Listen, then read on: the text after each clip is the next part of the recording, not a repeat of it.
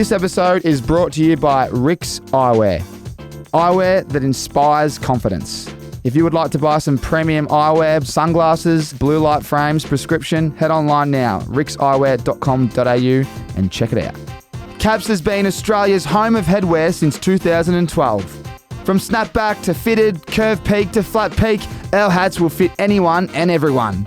Since then, we've grown and evolved into the leaders of US sports apparel in Australia. Head online at caps.com.au and check it out. Righto, let's get into the show. Welcome, lads. Just sat down. I can't be fat doing intros on this show. We just get straight into it. It's pretty funny. So you couldn't find the van. You've gone to the wrong van to find the Rolling Media van. Big shout out to Braden. Well done, mate. Everyone always has something to say about the van, but today you've gone to the wrong bloke and tapped on the wrong door. Mate, they're filming a, I don't know, some commercial or something up there. So I thought, this is looking a bit serious for a little podcast. Here, see, Tommy goes, who? I said, that must be him then. So anyway, still got his hair and makeup done, though. Use them. Oh, we're speaking about hair. We have two sponsors, and one of them is Caps, so we'll put that on the head later, boys. The old Raiders cap. Do you follow American sport? Are you big American sport fans? Mate, do you know what? At the moment, time-wise, we don't have time to be dedicating to be following anything in particular, but we do love the NBA, love the NFL as well. Oh, mate, I actually love it. I actually love the NFL. Love it. I've still never been, but we've spoken about it before on the bucket list. Got to get to one of those Super Bowls together one day. fans can put something together. Oh, yeah. I'm happy to be ambassador at the Super Bowl, So now got to get there one day. Have you been? I haven't been to a Super Bowl, no. My mates went to the one in Miami, and I just got all the videos and photos. Thanks, mate. And then obviously we had the COVID on the end of it, so they were speaking about it every day for 2 years. But I will get to the next one. I think it's in Arizona. So Arizona. And then the year after is Vegas in Vegas. Is the year after. That's the year after. I thought Vegas was next year. We Could be. I think everyone in the world's trying to get to that. That'd be huge. Extra dollars that week for the ticket. I remember talking to a mate about going to LA for this year. Yep. But we're talking about that 3 years ago. Yeah. And then obviously 2 years of shitstorm. Yeah. We're lucky to go to Rosebud Caravan Park. With our budget. Oh, no. That's great. Well, I should introduce everyone. We've got Nick and Dan Russian here, that the kings of the nightclub scenes and hospitality, entertainment and the rest. So I do appreciate your time, lads. It is, you don't get much time on the side with everything going on. But, I'm really excited to get into hospitality, really. And it's been a big couple of years. So, I mean, just before we do go forward, let's go back. Can you give me a bit of a background on, how you, where you brought up, your education, where you did grow up, and how you fell into, I guess, the nightclub hospitality entertainment scene? Being so stupid, really. Where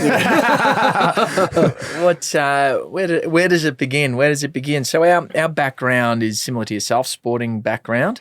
Played a lot of footy and AFL and VFL, or was VFA back then, wasn't it? It's 100 years ago when we were playing. Just still a couple of strands of hair left. So if we break it down, that was a big part of our network when you look back at it.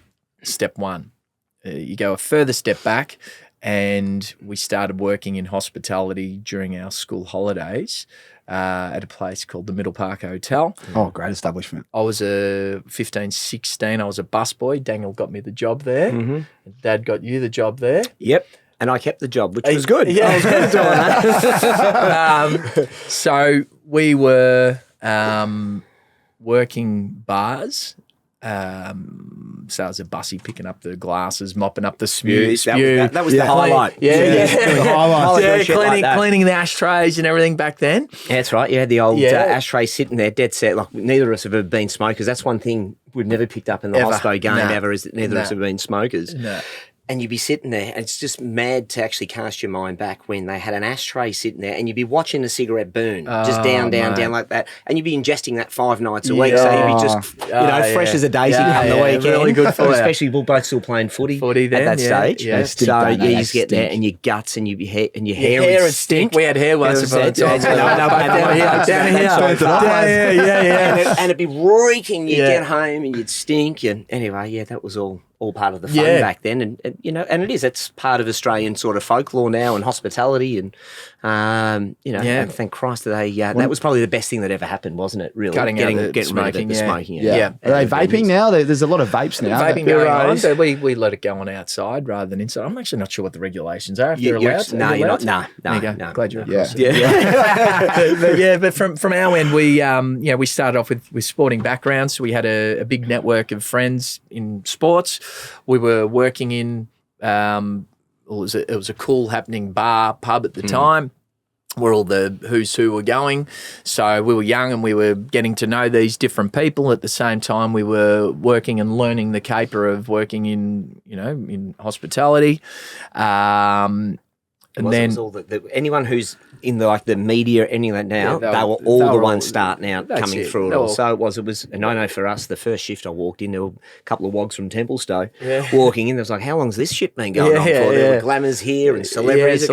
We went to work at the local pub. The old man goes, no, mate. He goes, listen, you're going to work at this place, Middle Park. Where we said, I remember saying, why don't we just go and work at the Donny Inn? Yeah. He goes, mate, he said, trust me, if I ever put you in the wrong direction, he said, so Mum and Dad used to drive us to work. It'd be 45 minutes from Templestowe to Middle Park, and he drives. He said, "Mate, I'm putting you in touch with all the right people." So we went there, and it was the Bar Bambi of its time. It was all the right happening people, and so we were learning the caper. We were building a great network of influential people, as you'd say now. We had our different background of sporting, where we had our big networks. Off the back of that, I ended up started doing a bit of modelling work as well. So ended up, again, I told you I had hair once upon a time. Ended up building a network of people around that area as well. So when we sort of bundled it all in together, we had the network from the bars that we were working at. We had our different sporting background of, AFL players, VFL players, the modelling girls and guys background as well. So when we did stop working at these pubs and whatnot, we started promoting and putting all of these like-minded people who would now be called influencers, right, into the one pot, and it worked. That footballer, he liked that girl liked that footballer, that celeb, they all just had the same sort of mindset, and it all gelled. And over the course of the years, we refined our skills and our knowledge and worked with some good people and we kept, everyone gets the influences from everywhere, but then you end up having your own interpretation of how you think things should work. And we end up, buying into our first bar, which was Aqua Bar. And then 20 years ago. Where was that located? St Kilda Road. St Kilda Road. Which was a hell of an experience. It was, good learning curve. It gave us obviously confidence in what we could do and produce, but it also allowed us to learn what we shouldn't be doing. And we learned a couple of hard lessons out of that, which was fine, which never hurt us, but certainly hurt the ego at the time. Yes. But it was, it was a good learning curve, and then that sort of set us up. Well, then you went out and did your own. And did boutique, So before we go to boutique, what was like one lesson, without getting too far into it, but any lessons there that you then learned and carried on to maybe boutique and Eve? I think it was probably from a legal perspective. It was probably the policies biggest thing. Policies, that. procedures, but more so. Yeah, just more so the legalities of and licensing. Especially around liquor licensing, which has been your real forte. Yeah, so from there, sort of obviously took a bit more of a keen interest in going, okay, well, let's not make the same mistakes again, which you're going to do that in any business or anything you do, know. So, so that was the biggest thing that we took out of that, and a few hangovers as well. But on the whole, that was the biggest thing for us, and and since then have been a real stickler with that. That's basically before we've gone into any other business afterwards. It's like, okay, it scarred us really. First thing you do. Well, we were young blokes, and we had a number of business partners, and we went into it realistically. There was something that was they'd already had a number of fines from liquor licensing or Yeah, it wasn't kosher. Yeah, Whatever so we went into, we didn't know that it was, you know what I mean? Yeah, but what yeah, we yeah. knew how to do is we knew how to bring people to the venue with our promotional background, our network. So they had this venue there that was starving, and we said, all right, well, cool. Well, in we go, and we bought in there, and we brought the people, and we brought monstrous number of people there, and it was chock-a-block. And it freaked them out, actually, because they knew we could bring the people. They didn't no know idea we could how many and there was dead set a queue of about 1,000 out the front trying to get into a place which held. What did it hold? 250 people, Yeah. 300 Yeah. people, you know. So That must be a nightmare when remember everyone's that- at the front. You're like, let him in. I remember when the first night when one of our partners came in and goes, oh, fuck, we need to get you blokes a bigger joint. and then anyway, we did well out of that. We learnt a lot out of that. And from there, when we sold out of there, we went our own ways. I ended up, I got offered to buy into Boutique, which at the time was dead, starving, no one knew about it venue.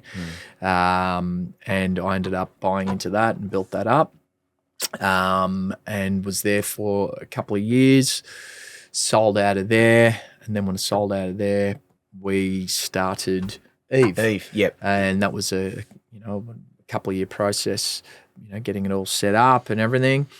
And then going into that was a really tough setup, because just again, there's another skill set. You're learning about setting things up from scratch, and rather than buying into an established place that's already built and whatnot, you were setting everything up from scratch. Oh, wow. From scratch. You built it. It was an empty shell. We built it. Okay, this sounds so silly, but you've got so much planning that goes into building it. And then once you do build it, then you've got to open it. And these are silly. Okay, where do the forks go? Oh, okay. All right, they should be going there. Yeah. Where do the bowls go? Oh, they should be there. Where did that go? There. Like, there is 12 months of that. Wow. Oh, where's this go? And nobody knows. We don't know at the time. We're trying to work out the most efficient. It sounds so minor, and I'm giving a very small example of it, right? But those first 12 months that you're in the business, even now with Bambi, it's exactly the same. It's exactly the same thing again. It's like, okay, well, where does that go? Where does that go? Where does that go? How do you want this to operate? How do you want that to operate? And you're working it out yourself as you're going along, because certain things that worked for you at a previous venue work at the new venue. Certain things that at your previous venue that did work don't work at this new venue. So you need to be coming up with new ways to be attacking it. So those first 12 months, you're just so busy with getting systems and the operations so efficient before really putting your foot down on the marketing. And still today, even with Bambi, we feel as though we haven't done much at all. We haven't put our foot down on the marketing to the full extent that we could as yet. We've done it mostly just social media driven, which has gone well, but we haven't gone down all the other avenues that we still have up our sleeves. So we're just really right now, it's about getting all of our team and business infrastructure and operations efficient as possible, and then once that's all 100%, then it's like, okay, cool, boom, let's go and step it's it up. great insight. It's great insight. How many people? Let's go back to Eve. How many people were involved in that from the shell up once it was built and running? As in on a nightly basis from an employee. Yeah, but even during the week, we spoke about how you do all the planning midweek, and then obviously at the big nights. How many people on those meetings? To begin with, it was just Nick and I. So Wow. that's this, because you can't just go in there. There's not an endless pool of money there. You can just go, yeah, cool. There's a grand for you, a week, grand for you, whatever it happens to be. So it's like, okay, cool. And we were sitting there licking the envelopes, sealing them, doing the post out. Don't forget, this is pre-social media as well. Yeah. So we'd be getting there. You'd be calling all these people, because even text messages still didn't work properly back then unless you're on the same network. Yeah. Right? It was still the arse end of that. Yeah. So you'd be calling them, write down, had the Excel spreadsheet, form that out, print them out onto the labels. So it was you and I peeling it out. At first it was you and I, and we had a bar manager and a duty manager. Yeah. So there was 4 of us, and then we got someone to assist us in the office, and then we had a head promoter for the Thursday, a head promoter for the Friday, a head promoter, whenever a head promoter for the Saturday. A head promoter for the Thursday. There was 3 of them. Yep. And then below those 3 head promoters, there was like 100 hosts. Yep. Yeah. Right? Yeah. So we'd have a weekly meeting every Tuesday with these 3 boys, and we'd map out what's ahead for the 6 months in advance. So we're always well and truly ahead. Then we had the same for the Friday, a key person, and they had all of their team underneath them. And then on the Saturday, I was driving that and ended up getting a marketing assistant to come and help there who could help program it. And then we had another person who would look after the actual hosts under him. So in terms of an actual team across everyone, there was 500 people involved in it. And then they got security, bar staff, cleaners, bus boys, DJs. So if you looked at the Cloakroom. So in terms of your full-time staff, there was like 11 really. Oh, as in from who were in there on a daily basis. But then you had this staff, like, so and then you put you down sale for 40 a night. Yeah, easy, probably easily. Like there'd be plus 14 guards. 14 guards, plus you have 20 bar staff, plus you'd have another eight. So it's full on, and that's a lot of personalities that you're not just a bar owner or manager or whatever it is. You're a part-time psychologist as well, and yourself through playing footy. Not everyone likes to get yelled at. Mind you, that's not our philosophy either. We don't. We've never been a yeller and scream. No. It doesn't get you anywhere. I've never liked being yelled at, so I can't expect I don't think others. anyone does. But there's certain people like to be revved up in a certain way. People sometimes you got to be a bit more, a bit softer with them. You got to coerce them a little bit more. Rub them on the back a bit more, and you get more out of them. So same comes with staff as well. Sometimes exactly right. You've just got to be give them a pat on the back to get the best out of them. Some people they're just slack asses, and they need to get a boot up the arse to get them moving, and they respond. So. Yeah, it's great. And then you got peanuts like me messaging, mate, I'm at the front with 5. but that's our game though too. Yeah. And when people, you'll get a message, oh mate, I'm sorry to message, mate. If you're not messaging us, there ain't no business. So it's never a hassle. No, it never is. We love it. Great, thank you. It was great. And you guys are always so good. And all my mates, we always went there, and I still have so many great memories. And you guys were always there as well. That's something that you should be proud of. I guess it's always you wouldn't have went to bed till 4 a.m. every Saturday. It must have been hard. Later, because we had a 5 a.m. license, so by the time we'd get out, you'd hang around a bit longer than me and have a knock off because you're on the door. But I'd always be home by sort of 5:30, 6, and he'd be sort of 6:30 by the time. Does that take its toll? Oh, fucking oath it does. Yeah, of course it does. And then you'd I know with me, I'd still make sure that I'd wake up, by 9:30ish, 10. Yeah, by 9:30, 10. So I'd be exhausted by the night time. So I'd fall asleep on the couch at like 8 o'clock that night, and I'd wake up at like 8 the next day. And then you'd get yourself back into the office work routine. So then the next day you'd be up at 7:30. The next day you'd be up at 7. Yeah. The next day it's back to Thursday night, and you're up till late again. And then so it's it does take its toll on the body, but you have to give yourself good, put yourself into good habits and good routine. Would you drink a lot on the night? We always see it's always up and about. You'd be consuming heaps of alcohol as well. Mate, I'd always have a drink. That's my job inside, being a host of the night, or a publican really. That's what it is. If you look at the old style publican, you're there, you got your mates coming in. Yeah, mate, come in, let's have it. Can I buy you a drink, mate? Yeah, of course. And you make sure you buy them a couple more, and someone else, oh mate, let's have a drink, and mate, let's have a drink. Mate, that's what you do. You spend your entire night doing that. So I got the night. I just got people spitting at me, trying to. I was going to say you're at the front. Me, so it was just talking about juxtapositions. So I had the grouse side of it. I owned a nightclub for 10 years and walked away with no mates. So. That's good job. Was it on the front though? Was there give me some insight onto the positive, but also the negative? What would be some things that people would say and do to? Oh, look, actually, the funny parts would be they were my brother or they were Nick's brother who were coming up asking, when they rock up to the front door, I'm Nick and Dan's brother, or their cousin, or they're this, and you sit there and you just got to have a laugh about it sometimes. But you also get. You get the shits eventually as well along the way. But look, that was always funny. Some of the stuff. My dad's a lawyer. There was a lot of kids out there with dads who were lawyers. They were going to come back and sue us because we didn't let them in. And my dad's a gangster. Come back and shoot. Go, okay, that'll be fun. Call just the queues around that way. Bring them all in. BYO gun next week if you like, boys.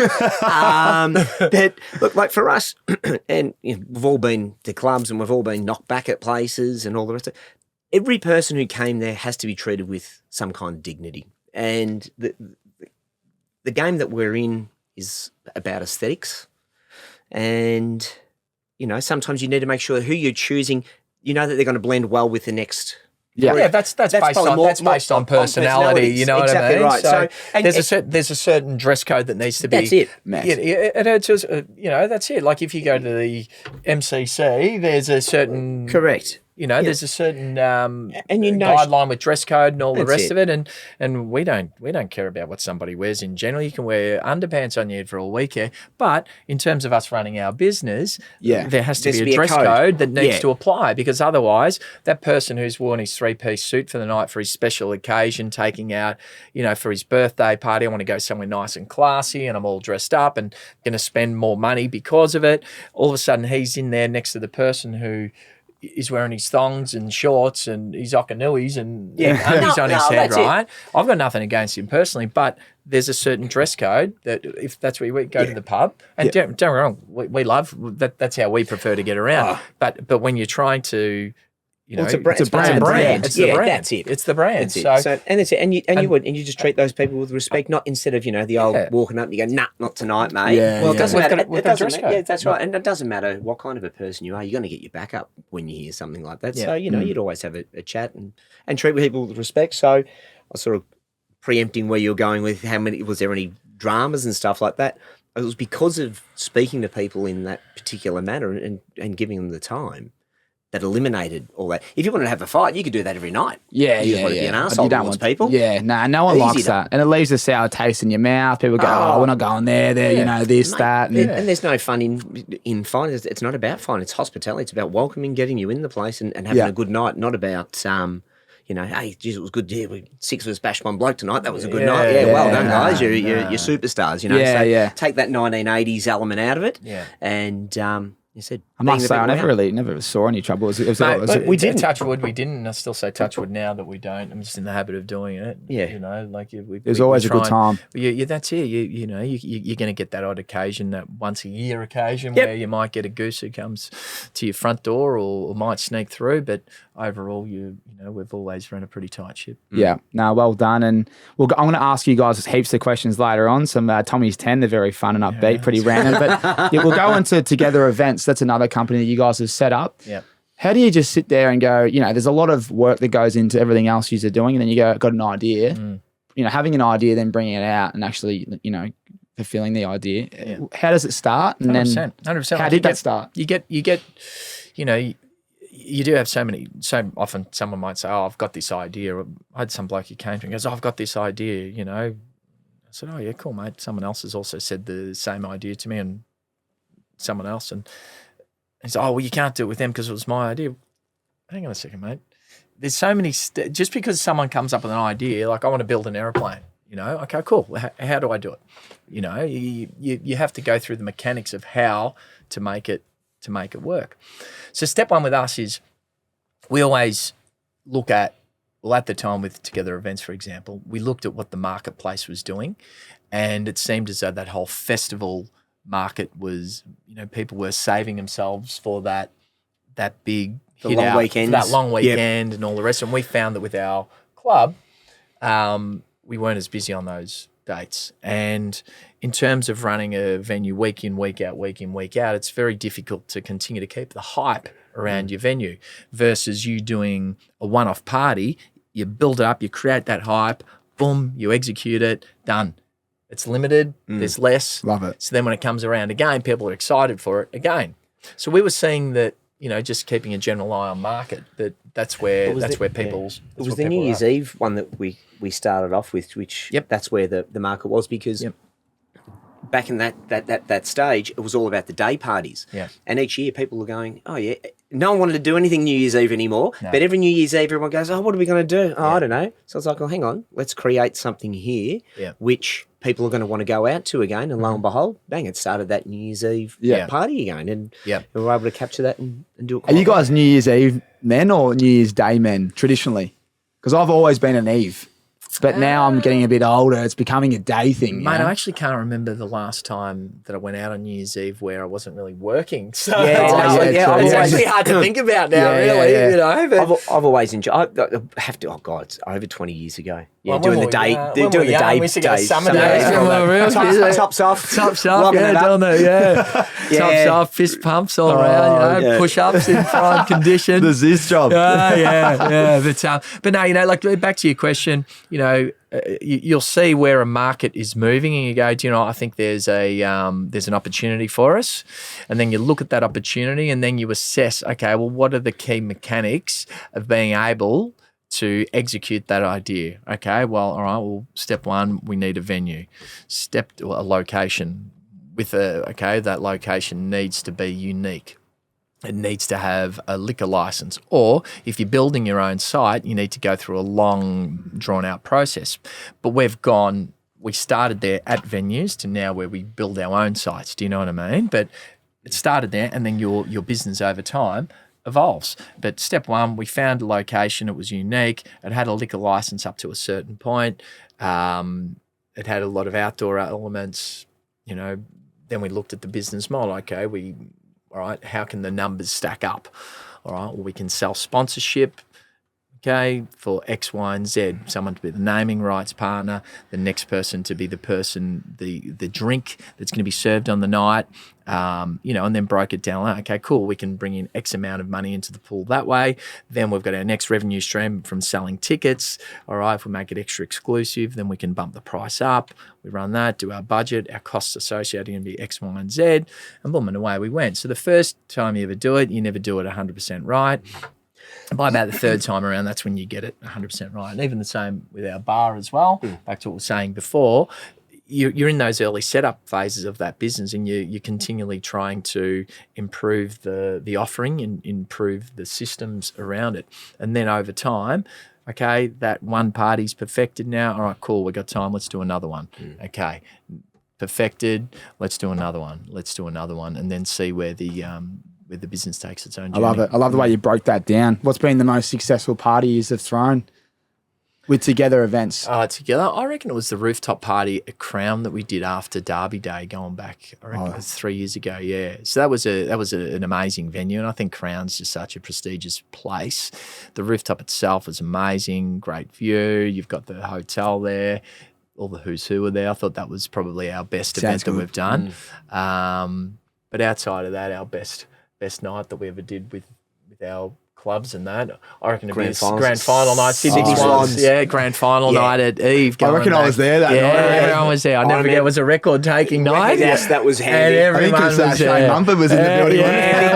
Big Mama was a great man, the Big Mama. The whole joint, big sausage. It was levitating. I actually drove Phil the boys back to their hotel rooms at the end because it was just mate. Even at the very end of it, it was still chock-a-block the place. Yeah. That was the best party, I reckon. Yeah, that was. But then the Hawthorn one, that was always good too. I reckon that was the year we lost. I think we were there as well. That's right. Yeah, because I was in the corner carrying on because I was emergency, so all the boys were, flat as. I was flat, but I was fresh. They were knackered. Yeah. And I just remember being in that corner. Remember you just had those little booths in the corner and just letting everyone in. I don't know who got the bill, but they would have been stung of beauty. Good. No, it was 2008. So it was the one after. 2013 was when I was there. Yeah, when you were there. Yeah, so 2008 when they beat Geelong when they weren't expected to. Oh, early days. And then Nick ended up with Buddy's jumper after Hawthorn. Yeah, he was flat. He had a.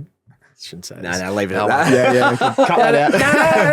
No. He was flat. He's a lovely bloke. He wasn't happy that he didn't have a great game.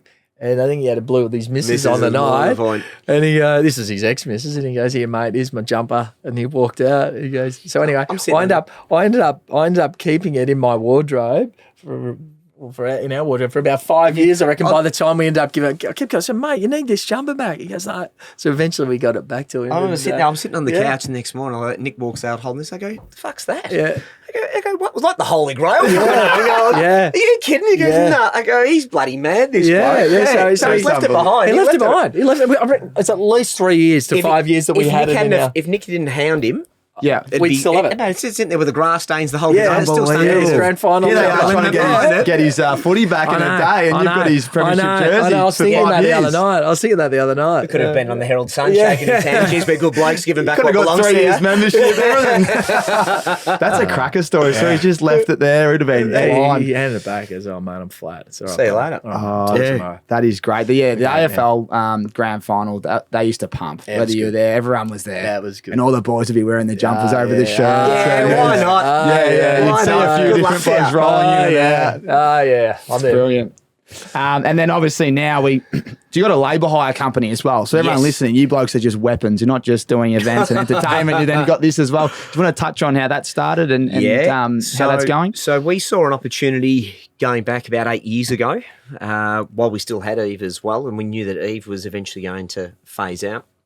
And at that stage, we could sort of see a move in the market. You know, you're always talking to different people, and that's the one thing about Hospo is that you're always running into different people and getting a gauge. And You get deal flow, don't you? Yeah, deal you flow, you know, do. just people constantly talking about different deals and different ideas, and you're just touching so many different people all the time. yeah, all and, the and a time. mate of And ours came to us, opportunities, said, you know, what do you think? And we said, yeah, this sounds like a pretty growing sector, and since then it's grown even more. I mean, we're not manufacturing in Australia, so the warehousing side of it was always going to be something that was always going to grow.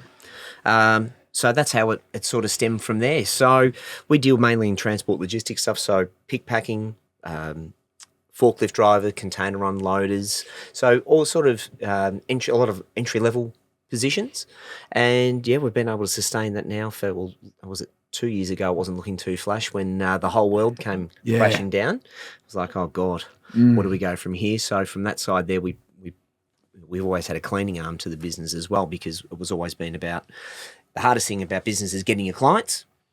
And when you've got them there, how can you best service them? So we added the cleaning arm to it, and sort of came around by mistake. One day a client said, hey, mate, can you put a cleaning quote together for us? I said, yeah, of course. I'm like, shit, righto, it looks like we're in the cleaning game. So bang. And then that started the cleaning side of it. So away we went from there. And then during COVID, we saw the other opportunity there when places had to be deep cleaned and the like. So we moved into that sector, which helped boost the business name back out there a little bit more during that time. And then, over the last sort of 12 months, because of the shortage and the labour hire shortage in Victoria, and really by the sounds of it throughout Australia, we had a great band of people who we still had on our books. So we found people who we'd been knocking on their doors for years, suddenly were knocking on our doors saying, hey, mate, can you help us out with some staff? And fortunately for us, we've been able to grow that even stronger. So, it's as much as it wasn't a great time, COVID, for us, it actually helped build that other business during that year. And it's now on a really good trajectory and continually growing. That's great, because I'm sure on the flip side, hospitality over the last 2-3 years has been really difficult. But the exciting thing is Bar Bambi on ACDC Lane. You've just launched. Talk to me about how that come about and how that's been, and we'll go through the challenges that's had. But that's been. We've been open now for 6 months, and we've been incredibly lucky with the response we've had. So we'll start off with that. It's been a fantastic run we've had so far. Prior to that opening date was a few of the toughest years of our life in business. It was shocking. We sold Eve 6 years ago.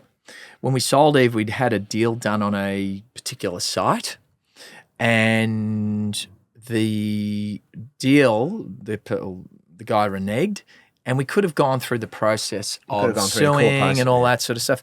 But we were at a point, it's like, let's not get ourselves bogged down with that. Move on. We'll find another site. So there was sort of 12 months or 6 months really of mucking around with that particular site. Yeah. And which was disappointing for us because we had such a solid business infrastructure around us from Eve, all the staff and everyone wanting jobs. So we were basically going to go, okay, here we are here, straight there. You know what I mean? So it was boom, ready to go versus starting. We know the amount of work that's involved in getting everything up from the ground up. So, that ended up falling over. So, all right, let's not sit there and bog ourselves down with that. Let's get on to 2 years in court proceedings. Yeah, why would you bother? Let's play on and get on to the next thing. Anyway, at the time, there was another site nearby that was up for tender, and that was supposed to be a 3-month tender that a lot of people went for. We won. Anyway, that ended up being 12 months. That 3 Yeah, months. 14. Yeah, 14 months. months. It was supposed to be 3 months. It turned into 14 months. Right. So all of a sudden, we're basically 2 years down. Yep. Right. So half of that staff that we had, they've gone. Right. We've still got sort of half going, what's going on? When are we out? Cool. I'm trying to keep everybody warm. That deal, again, without going into too many details, the agent who we were going with was working for the landlord at the time, and the agent ended up, when we'd been in a meeting and he'd be sitting there abusing the landlord, saying, mate, what are you doing? We've signed this deal. You've reneged on this, this, and this. It's done deal, right? So we'd signed our heads of agreement. Then when it came time to signing the actual final lease document, it'd be time we'd meet, he'd go, oh, no, I've changed my mind. And he'd change everything. And change put, different clause in every single time. This would keep happening. So this was a 14-month process. So all of a sudden we've wasted, eventually after we changed it so many times, we just said, we're done. So we walked away from that, right? Yeah. And then we came across ACDC Lane. Yeah. And we'd previously knocked on the tenant's door and they weren't quite ready. And then we re-engaged with them, went through a little process. We did a deal with those guys there, bought the lease from them. Yep. And we were in the middle of event season at the time. So the negotiation goes for a bit of time, obviously. So call it another 6 months of negotiation. All of a sudden, we're 2.5 years from Eve. We do the deal. We're in the middle of event season. So because you're so busy with the events and everything at the time, we didn't want to start immediately. So we did a 6-month settlement date. So that pushes it out to 3 years. Yeah. At the 3-year mark on settlement date, our liquor license didn't transfer to us. Oh, wow. Right? So that took another 6 months to get transferred. Another 6 to 9 months of getting it transferred. Yep. So all of a sudden, we're 3.5 years down. Yep. All right? Mind you, all the money that we've spent along the way. So then we're 3.5 years down. And cool, we've ended up, finally, we had to go through different legalities to get the license transferred across. Came across, fantastic. We get in there, we settle. We settled in 2019. Whatever, end of 2019. Yeah. We gut the joint. It was it was an old decrepit building. We gutted the place. Everything needed to be done. A lot of structural works. We had to, the concrete slab was crumbled. There was the level above us was falling on top of us. There was leaks coming in. We had to underpin the whole building. Cut a long story short, there was sort of 6 months of structural phase 1 work that we needed to achieve that was rather costly. Yeah. That's fine. We got all that done, got through the hard yards, then it became an empty shell. And then just as we're about to begin our fit out, making, in come the bar, the booths, the this, the that, right? COVID rocked up. Right? That was good. Right? So then we spent 2 years of stop start lockdown. We're like, all right, we're so far buried into this project financially. What do we do? Do we just, cut our losses? We'd put 5 years into it, 4 or 5 years into it. Do we cut our losses, the money that we've spent on it, the time, everything, or do we keep going? We stop, we start, we stop, we start. Anyway, we kept doing it, stopping, starting.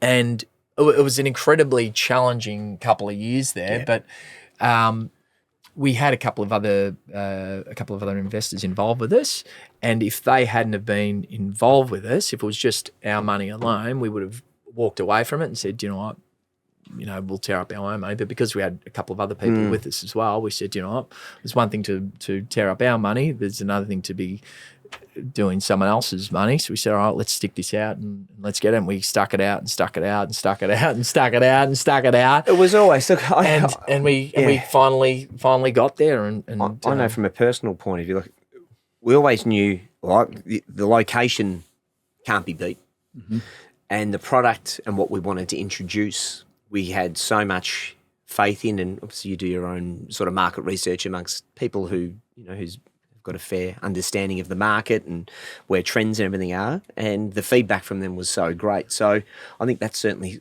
helped, spur you on a little bit. But there were days there where we'd sit there in the room, or said all the the framework, everything's sort of been just sitting there. Nick and I just sitting there at a worker's bench on a plastic table looking at this whole joint. Going, what are we doing? Should we do it? Do we keep going? Do we don't? Okay, well then if we do keep going, all right, do we scale it back a little bit because we don't know when we open if we're going to be able to do the same numbers as we originally achieved? Do we change the design? Do we change this? Do we change that? Do we change this? It was almost going to be made out of balsa wood at one stage. We just continued. We chopped and changed. So the amount of time and thought process that goes into that, there's months and months of talk and chatter, and do we rebrand it? And do we retweak this? So you cannot. We were approached to do a reality TV show actually about the whole before going into it. And we were looking at it, but we didn't go down those lines because we thought it'd be too much of a distraction from what our main goal was, which was to set up this venue. In hindsight, if we had have done that show, what an amazing show it would have been to have shown the different journey that we went on, the ups and the downs to get to the final destination. And that's it. That's the part. Like, there'll be some days you just come in, you're just like, fuck this. Yeah. Why? And the other, and they go, mate, look, I reckon, and you'll be right. And then the next week, Nick would come and go, this is fun. I go, mate, but what about this? Yeah. Yeah. He'd be flat, or I'd be flat. Then we'd both be flat. And be like, we'll be right. Give it another day, we'll be right again. And Jesus Christ. And just to continually talk about having goalposts, and it's still happening now, as you've seen, like with COVID restrictions and this, that, and the way they spoke about the hospitality industry was like it was never going to open ever again, and no life was ever going to come back into the city again. That's it. And then when we've opened, there's there was no one in the city. We were lucky that we had have our own following, so people come to support us. But there wasn't that passing trade that was in the city once upon a time. We originally set up our business model based on a 7-night operation. It can no longer be a 7-night operation because you don't have. People aren't coming into the city for all those days anymore. So we've reduced it down. We're a 4-night-a-week operation. We're not doing the days like we originally planned. Then there's staffing issues now where so many people in the hospitality sector the last couple of years, they've left. They couldn't make money for the last 2 years. So they've gone, well, why am I going to continue to stay working in this industry? They packed up, they left. So all of a sudden, once upon a time, you had that many people working here. Well, those professionals cut in half. Then you had the internationals; they went overseas. So you've gone down to that. So you've got just such a 15th of a marketplace for staffing, and you just have to.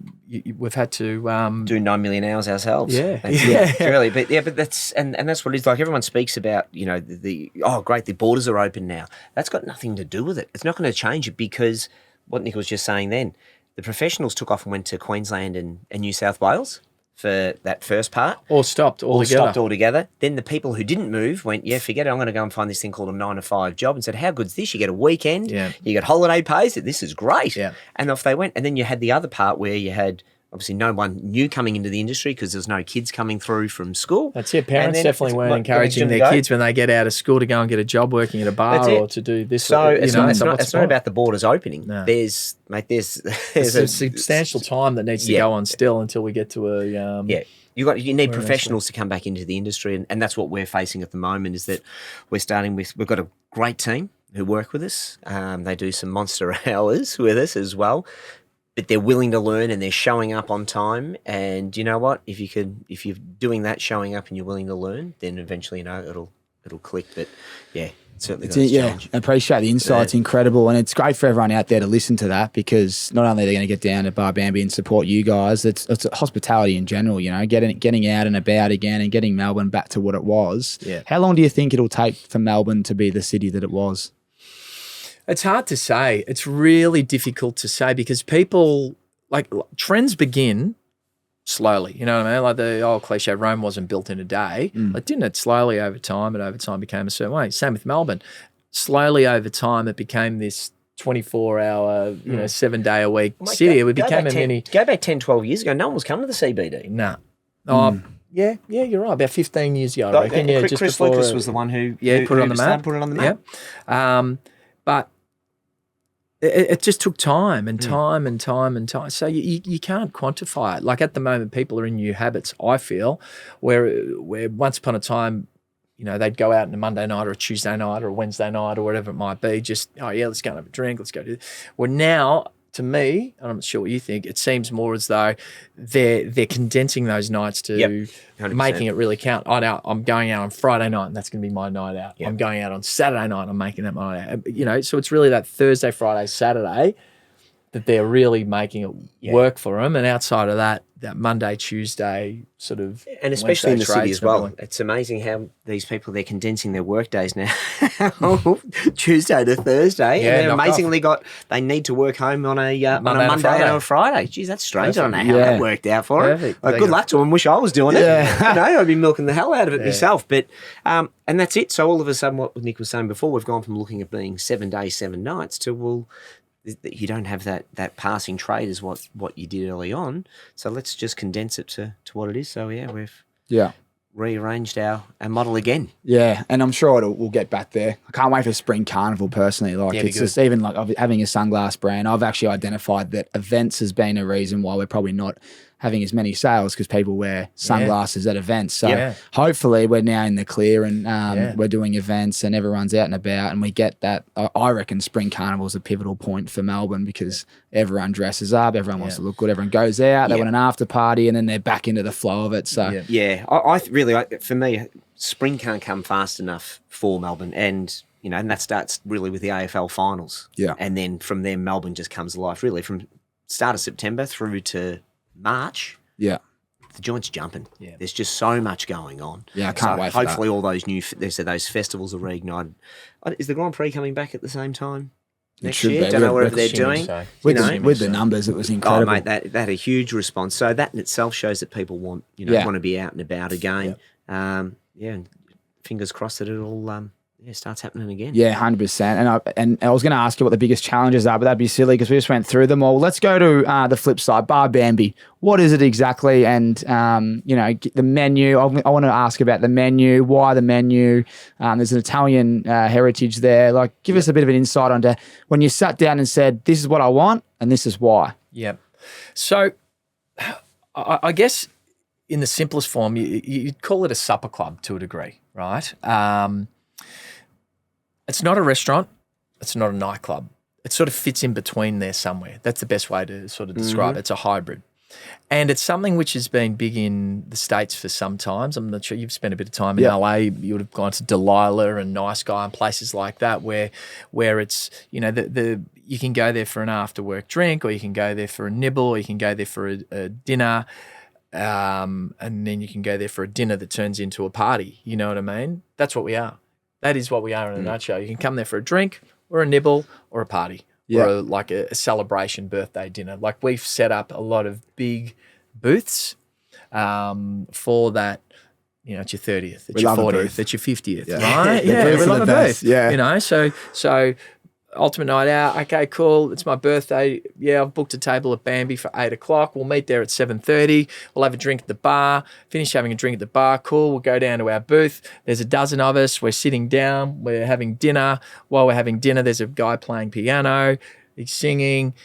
He finishes singing. The DJ comes on while you're still eating. You finish your food. The DJ's building the music as it's going along. Then some bottle service comes out, and then it's an hour later, and you're dancing on your table. That's the night that it is. Yep, that's brilliant. That's the night that it is. So you're going to, it's not a restaurant, but it's a restaurant with vibe, with real food and entertainment. That's the two keystones that we've really really focused on. Food plus entertainment. We're not a restaurant.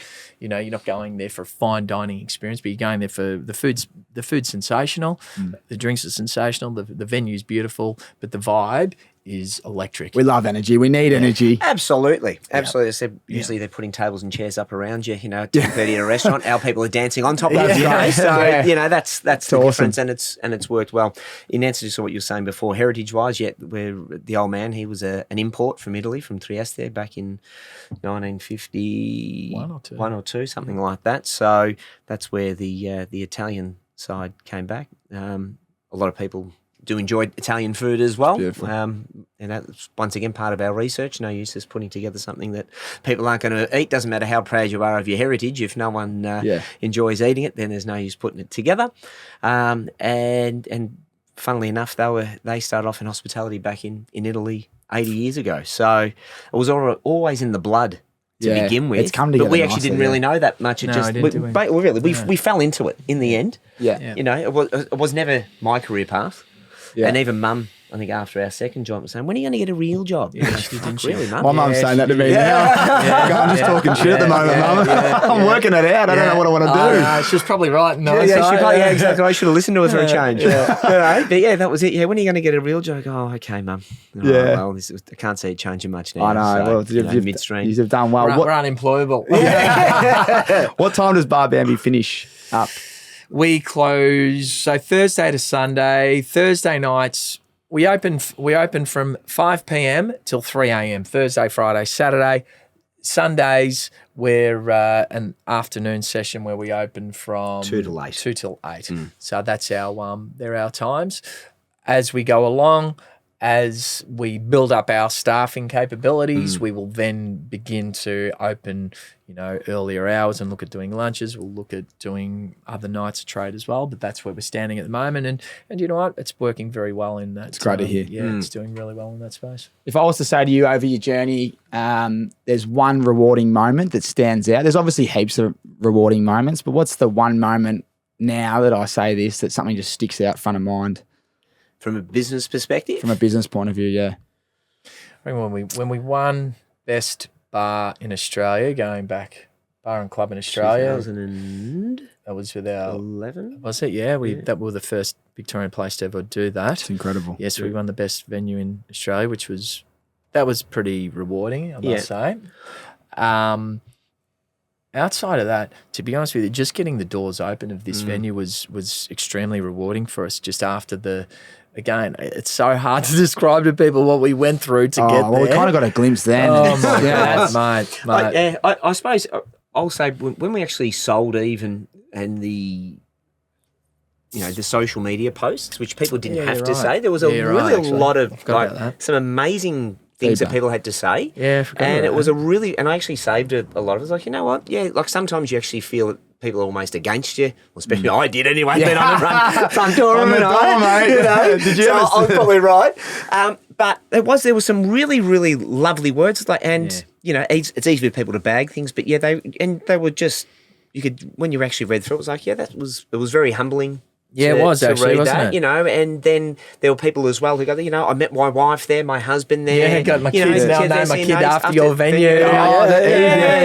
So, so there's a little things like that. You're like, that's pretty special, that. And you sort of think, it's a business at the end of the day, but you don't realise how much it actually connects people. It does. And even like some nights here when it turns from that restaurant sort of vibe to the party time and the place you can just feel it going like that.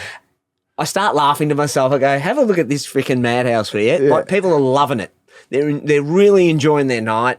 And I go, this is bloody good. It's great. I'm happy for this, So I must say, like, even looking back now, we were just, because I'd be in Perth, so when I come over, it was spring carnival or off season, and it was always Eve, and mate, I never had a bad night. I don't think there was ever a bad night. I was always there on a Saturday night. So but you did a great job for a long time. So I'm looking forward to go to Bar Bambi. I know I sound like a bit of a fraud here asking you about it. I haven't been there yet. But don't worry, lads. I'll be letting everyone know. I'll have a Negroni waiting for you, mate. Yeah, love that. I've got some quirky questions, and we're because I don't want to hold you up too long. But the biggest celebrities to walk into your clubs, who were they, and what was the moment or occasion?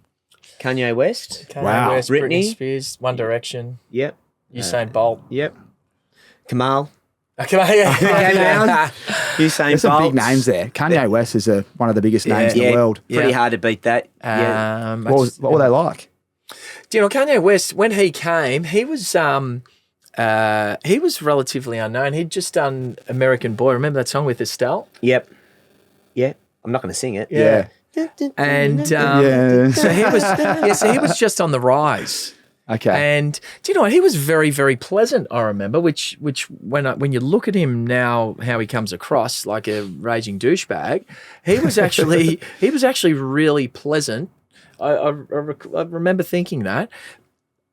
He was very, very quiet though as well. I remember he wasn't drinking. Do you remember? I just sat in their booth, and they just sat there. No, mate, not drinking. Didn't say mate, but no, not drinking. Not drinking. I'm fine. Just wanted to go out. Oh, Jason Derulo. He did a live performance there actually. Yeah, did he? His first, I think he did his first Australian gig there. there. Yeah. So that was pretty big. And who seeks out these celebrities? Are they reaching out to you guys to do a gig? Most of the time they reach out to us, which is nice. Again, you build up a brand or a profile around the business, and then from the different people, they give you a call. Hey, I've got such and such who's in town, or they want to come in for a drink. Serena Williams, she'd have Serena Williams when she won the Aussie Open. She won a few of them. She'd always have a party. Her and Venus. They'd one every year. Yeah, she was there all the time. Yeah. So look, and I think as well, you always provide that great feel, that safe environment for them as well, so that where they're surrounded by other people who are similar to themselves. Like-minded people. Yeah, that's it. And that's the same as what we've created this time around.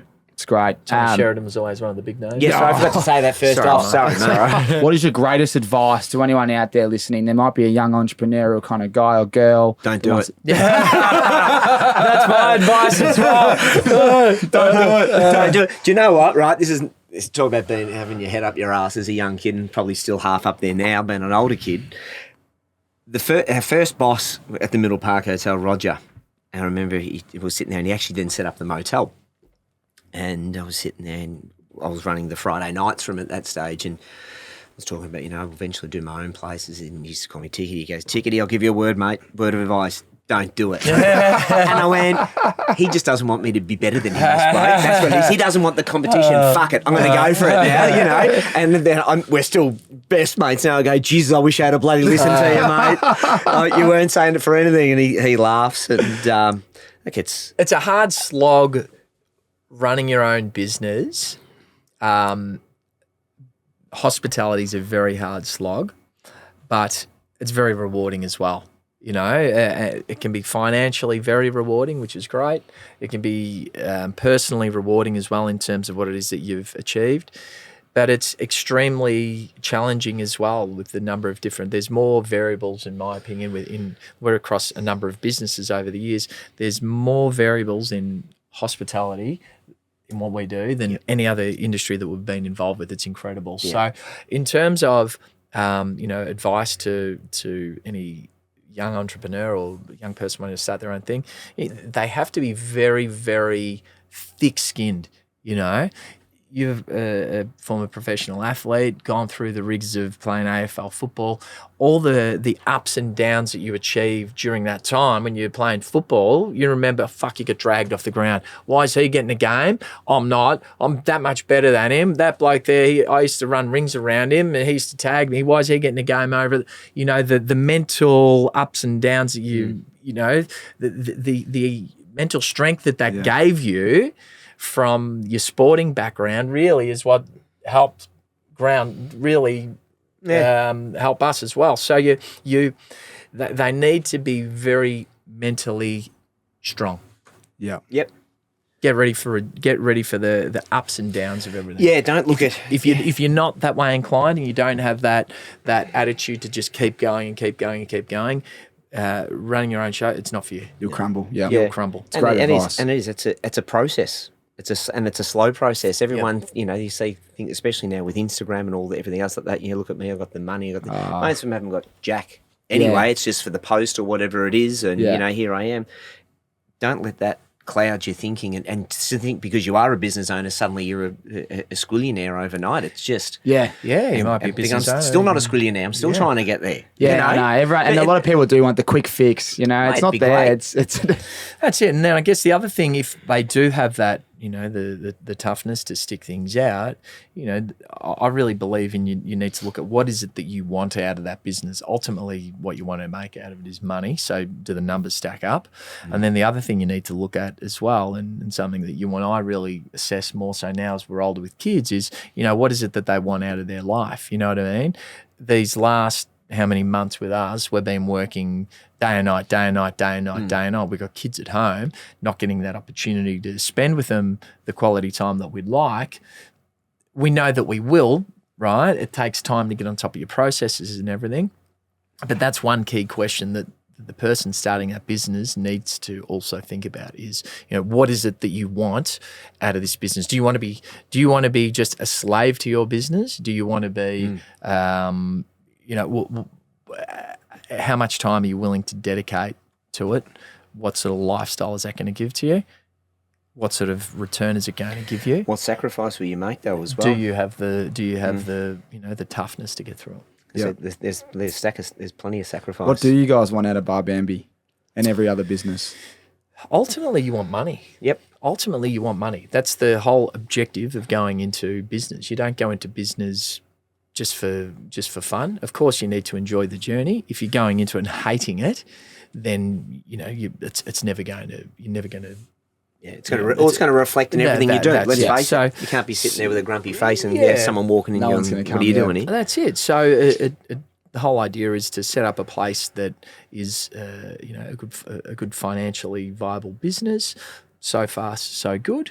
The plan is to have it for long term. To roll out other products associated with it as we're building our business infrastructure and our team around it, roll out our products. We've got our own cocktails that are now stocked at certain supermarkets. We've got other products that we're going to be releasing as well, like our vodka pasta. We're going to be getting that stocked in supermarkets, so have this key brand, and off that key brand, we'll roll out our products off the side of that, and then who knows where that can go from there. So that's our long-term play with it. And we'll see where we go from there. It's great advice. I think a guy once said to me, he asked me that question, and he goes, if you don't say money at the start, you're kidding yourself. Yeah. Because you can look as good and feel as good, but when you don't have any money, your business is done. So that is the first and foremost, and obviously there's things after it, but love the honesty. No. I love it. Righto, this is Tommy's 10. There we go. Top 10 with Tommy. There we go. A little bit of a shout out to Jakey, my business partner of this podcast. He couldn't be here today. He's a bit crook. So, Jakey, bad luck, mate. I'll handle the fort. Used to love it one out up front. Righto, so what's the most popular drink that's ordered at a club or bar? Tommy's Margarita at the moment. Yeah, I think it is. at our place. Tommy's Margarita or a Negroni. Is that a spicy or is that just normal? Just normal. Good name, that one. There you go. Tommy's, yep. Yeah. I like the spicy ones. All right, most popular shot ordered at a bar. Class of Azul. Class of Azul's a big thing. Yeah, we're getting a lot of limoncello people getting into limoncello now as well. Yeah. Yep. What's the least Least popular? Yeah, least ordered? Yeah, so you've probably stocked it and it's not going. Least ordered? The Southern Comfort and Cake. Bundaberg and Cake. We don't even stock that one, but that's the least ordered. Throw it out the back. Yeah. Righto. What's the weirdest thing that you've seen at one of your clubs or bars or businesses over the years? I saw a lady take a shit at the reception one night. I remember that. What? I remember that. No wonder you started a cleaning business. I remember that. Oh my God. She took a shit. Oh so my when God. you go leave, right? You walk down those stairs and you had this landing. Yeah. That looks like the spot. It was on the Friday night. On the Friday night. Oh my God. We're We're watching on camera. We're going, no. Yeah. But not to be outdone, she then left back up the stairs and took a piss on our bar manager's car. Oh, so I reckon she was going all right that night. Yeah. She hadn't been rorted, let's put it that way. So, and so let's just, in case there's any liquor licensing listening, she hadn't been in the venue. We reassessed her and then took her out. So she hadn't been drinking at our venue prior to. What do you do after that? I mean, whose job cleans that up? To say she was even drunk. Well, that's it. She might be her go. Her thing. Oh, wow. Yeah, what's her name? Johnny Depp's missus was doing it in her joints. That might be all the go. Maybe she started the trend. Johnny Depp, geez, isn't he trending at the moment? Oh, wow. He's got his hands tied there. I'm enjoying his banter back to the... good, isn't he? He's giving it back to her. He says, I imagine drinking going heavily. You were there, were you? I think they asked him. He's very smart and witty. He was giving it straight back to him. Because he's an actor, it'd be very hard to beat on stand. Well, they just turn it around. And but he's been quick with his responses. Yeah, he's been on him. They said to him, something about you carry coke. That box there, coke. You had cocaine. He goes, well, it looks like it could carry cocaine. He's all over it, mate. Back over their head. She's got some Muppets representing her by the looks of it. Because I actually have been right into it. And she was sitting there talking about he started digressing on whatever, just exactly how I am now. And they said, no, stick to the facts at the court time. He goes, you just took 5 minutes before looking for some evidence, and I had to sit here. You're talking about taking up mine, the court's time. And he just hit it straight back over his head again. Yeah. Oh, mate, he's been rattled the other guy a few times. I've noticed. He's destroyed him. We're on TikTok a bit, putting all these clips up all the time. I love TikTok, but it's all over there. People are just clipping up things and then just being real sassy. And does this little, he looks at her and she looks like she's going to start. I hope they sort that one out. All right, if there was one AFL player that comes to mind, who was the sloppiest at Eve back in the day? Oh, no. I can't say that. I know it was, but I'm not going to go bagging anyone. No. I was hoping I knew him. That's right. Here's a mirror. Oh, fucking hell, that's great. Righto, if you could describe one another, how would you describe each other? Bald and tanned. There you go. Straight off the cuff. That's great. Favourite book, podcast, or documentary that you think we should all go watch, listen to, or read? Mate, I don't read, so I'm not really either. to ask that question. I read the paper of a day. I'll read read up horoscopes on the different financial sectors or real estate. But I actually don't read, mate. So it's a really that's great. I don't read either. There's a great response for you. You did read? I did, but I haven't had time for ages. It's a shit question, to be honest, because I wouldn't know how to answer it either. Look, some people do. Some people religious. That my wife reads every night. So my missus does too. Yeah, loves it. My kids love it. Yeah. So there you go. It's probably one of the kids' books. Yeah. Captain Underpants. There you go. I've been enjoying reading that one of the kids of late, so that's been good. There you go, Captain Underpants. What are you passionate about away from work and family? So when you do get the odd occasion to have 2 weeks off, gents, what are you doing and what do you enjoy? Really, my passion is my family and friends, travel, and business, food. That's it. Yeah. Yeah, that's just about. That's it. So it's great, and it's good that it all kind of it does. That's it. So for me, there's nothing better than going away on holidays with my family, going out having a nice feed, catching some sun in a nice location, happy. That's it. That is all I need. Yeah, I'm pretty much the same as far as the passion's concerned. Yeah. That's it. Yeah. Love it. Yeah.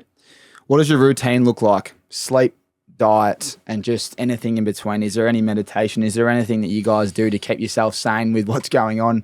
Or is it just go, go, go, go? At the moment, for me, it's just go, go, go. I want to try and get back into some training. It was funny. Before we opened, I was running sort of 5-6 times a week. Now it's down to, I reckon I've been on 5 runs since November. So for me, it's about trying to get that balance again. Plus, you're dropping your kids off to school of the day, so that eats in it. Damn those kids. Your training. But, so for me, and then diet's actually all over the shop as well at the moment. Sort of Monday to Wednesday, it's sort of get home and have a feed. Thursday, Friday, Saturday is eating at the pass during the night. And when I say the pass is in the kitchen. So I'll quickly run in there at maybe 10 o'clock at night and go, shit, I've been here since 4. I haven't eaten yet. And it's just quickly throw me a pasta and I'll just scoff that down, end up with 3rd-degree burns in my mouth and fucking boiling hot, get it down and then straight back outside and then eat the leftover of the pasta at about 2 o'clock in the morning before we get home. Or Nick and I will do a drive-through, Dirty Rotten Macca's. There's nothing else to eat, is there? Wow. But, it's just that end of the night where the body's just out of whack, and then Sunday you're just back into zombie mode and try and feed up again, and then I'll go and watch the son play football on a Sunday. Doesn't stop, does it? There's no meditation. There's no downtime. There's no downtime. Holidays, you get those. You need to really have something booked in, and we used to do it back in our previous venues. Every 3 months, you need a proper holiday. Mm-hmm. Every 3 months, because you're working day and night. We're working 100 hours a week, so it's not sustainable to keep going at those rates unless you're having a proper break. Yeah. And eventually that 100 will come down to 90, down to 80, down to a more manageable time frame. Yeah. But so look, I try and do a run most mornings. It's only just started back up again now. Those first 3-4 months we didn't have time to do any running. You'd be up and straight, But now, that's the the last couple of months, each morning, get up, go for a run. I like to wake up early, but because we are doing the late nights, it's too difficult to wake up super early to go for a run before dropping the kids off at school. So you need to be running at sort of 6:30, which is too early. Just doesn't work these days. Before doing the late nights, no problem. But, so now you're waking up at 7, but then getting up at 7, you help them get the kids ready, drop them off at school, they can go and do a quick little run. So you're not doing any major training, but you're just doing enough to keep the mind going more than anything. Yeah, that's what you need. Running is the best thing I find for my mind. How creative do you get post-run? Even mid-run, I'm like, that idea. There's something that pops in your head. I was meant to go for one this morning. I didn't go. I felt a bit guilty. But I missed mine as well today and yesterday. But it is what it is. The day before. Here's some questions from the Aces fans community. Willie J from Ferran. If I take my missus out for dinner, what are you recommending we order so that she goes home a happy chappy?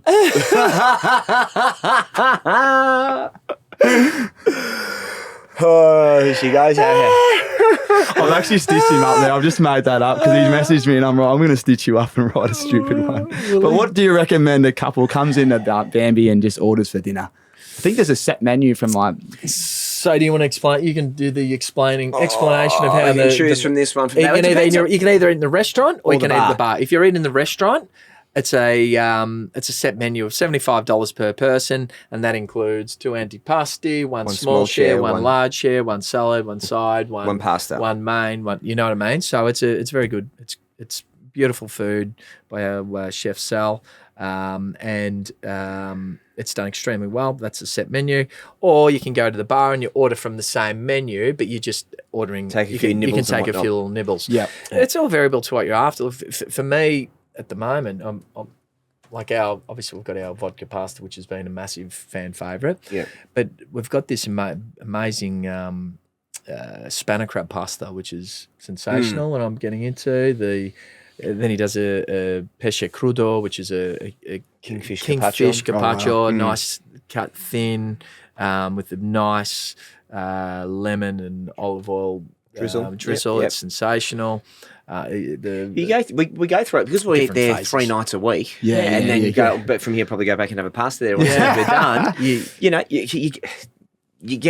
You have your favourites for a few weeks, and then you go. It's like breakfast. You can't keep having the same thing. The same thing. That's it. Have you got oysters? We do. I love oysters. But we do it as a special. Yeah. It's their seasonal for one, so we just make sure that when we're Sydney talking Rock. Yeah, we have. Choice. Yeah. Oh, yeah, good. choice, My mates get into me because I'm always that guy. There's probably 8 people at dinner, only 3 people like them. Yeah, we'll get 2 dozen. Split the bill. Load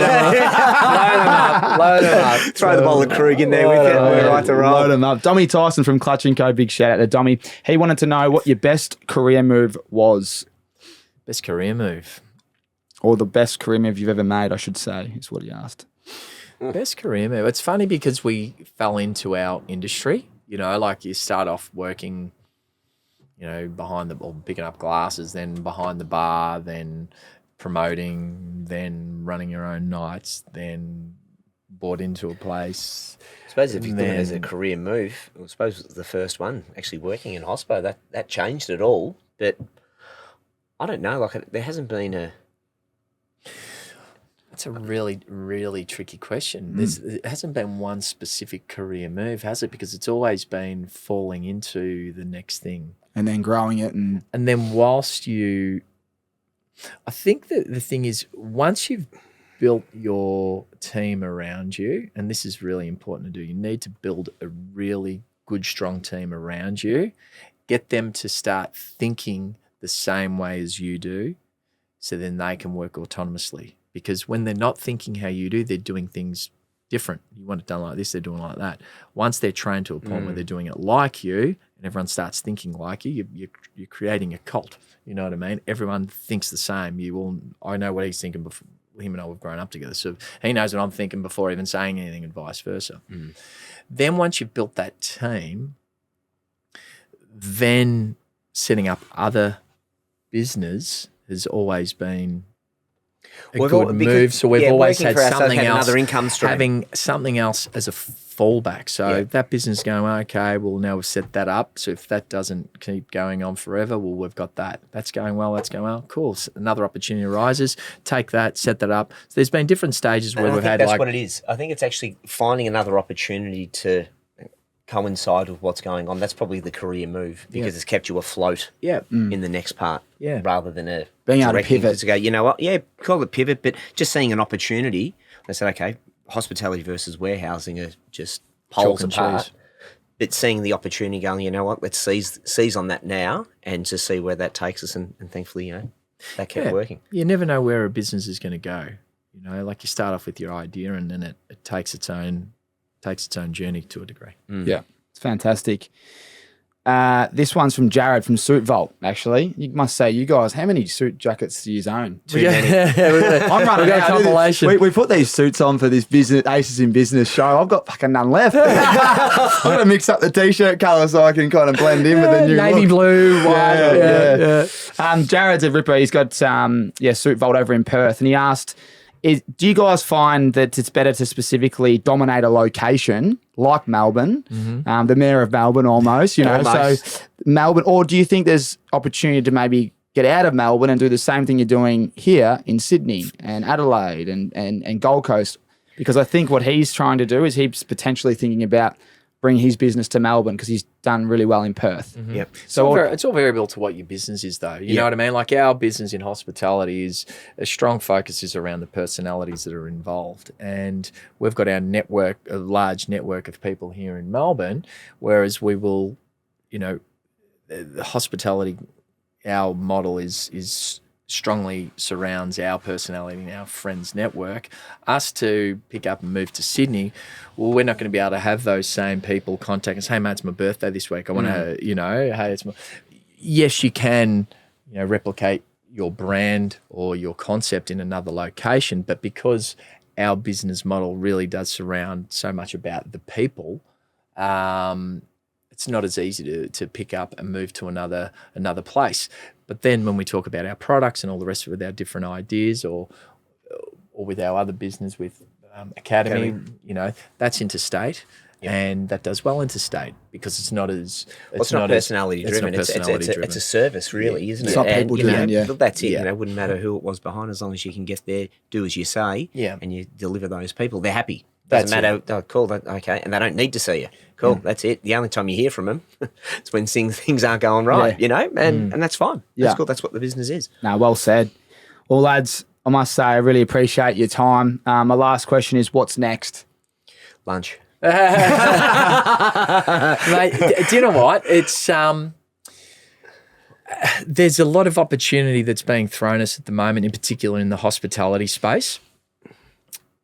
We've touched on it so often throughout this chat is staffing issues at the moment. And then the other issue is, continual threat of COVID lockdowns and whatnot. The real focus for us now in these next 6 months is to continue to solidify our staffing. Yep.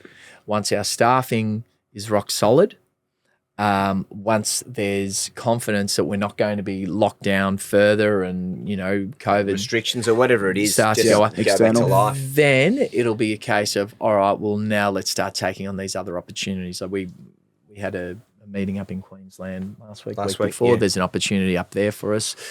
Again, we said to him, look, at the moment our focus is getting this right.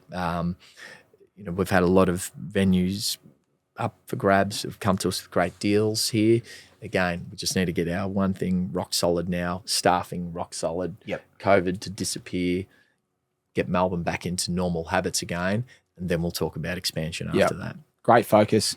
Well, like I said, I really appreciate you guys coming on. It's great to see your faces as well. I haven't seen you for a while, so I'm really proud. I'm looking forward to seeing you more and more. I'll be popping in for a drink. Don't worry about that. Got some You're the Ricks. Got some Rick Sunnies. Got two styles. So got the Melrose and the Morris. The Morris are a little bit bigger, so if you like round Sunnies, let me know. I can replace them if you want a different style, lads. But mate, you've done well with this brand, haven't you, mate? Thanks, mate. Yeah, she's I think nearly 6 years in September, so it's been on you, mate. I remember when you started. Yeah, so there's a pair of Sunnies there for you. It's got the get around. There we go. Get in straight away. You wear them at the look at that. Hey, who said you can't polish a turd? Look at that. The boys. Wow. They're on. Outstanding. Obviously from Caps as well. Thank you. Pleasure. Thank you very much. Caps are great sponsor of the show as There well. we go. So Beautiful. if the head's copping it up in Noosa next time you get up there, lads, just Mate, look chuck at that. the I cap can on get the top. incognito Load it out up. of this van now as Load well. it Just up. go like that. Look like Load I've it been up. kidnapped for the day. Oh, yeah. Straight to the Super Straight Bowl. to the bang. Here we yeah. go. Mate, thank you, buddy. Thank Nah, I appreciate it. Good to All see the you, best, mate. Good to and see we'll you, catch mate. up. And Thank you, everyone mate. out there, Superstar. get to Bar Bambi and support the lads because it's been tough, but they're doing great things. So Cheers, yeah, mate. have a great day. Right, Yeah, Tommy. mate, well done. Cheers, mate. Thanks for listening to another episode. If you enjoy listening to our podcast, please feel free to hit us up on our social channels at Ausmerican Aces. If you're entertained, inspired, or feel more educated, please share it with your friends and family because we appreciate the support. Righto, catch you on the next one.